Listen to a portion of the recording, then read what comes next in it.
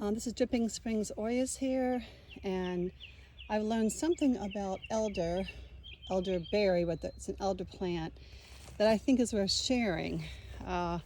This plant was native, dug it out of a ditch, put it in this garden with some Oyas when it was young because they do like water.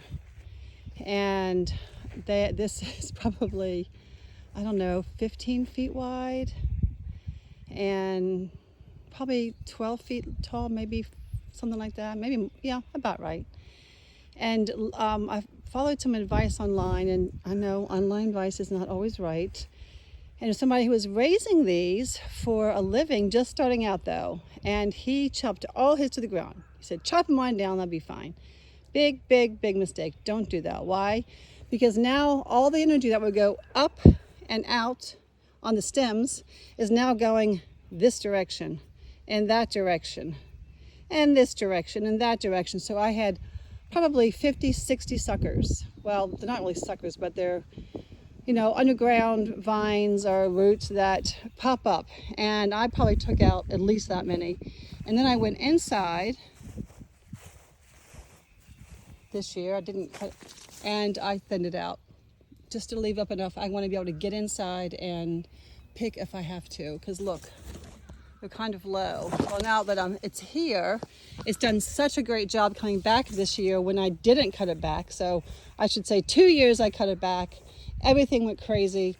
And then in this year, I didn't do that. So I just cut out the ones that were wandering and then cut out the old deadwood, of course. And this is what I ended up with. And so you can see, this is not my happiest end of my garden, but this is still my garden. So, here's one, and there are like 5 or 6 right here. It's hard to see in the video, I guess, but 1, 2, 3. Well, let's go this way. You can really see it this way. Yeah, tons of them. And I've already pulled out 50 of them. There's another one I missed. But look at the outside. Look what happened this year. The year that I cut them all down, I literally had 3 blooms. 3, that's it. And so don't do that. Now, if you need to contain it, which everyone needs to do, I didn't know this was such a wandering plant, you do have to keep chopping these down. Does it keep it from wandering? No, but it does keep it, eventually my mother-in-law used to say, if you cut something down long enough, you eventually will kill it. Well, we don't really want to kill it, but we do want to kill that root that's coming out. So do not cut it down to the ground.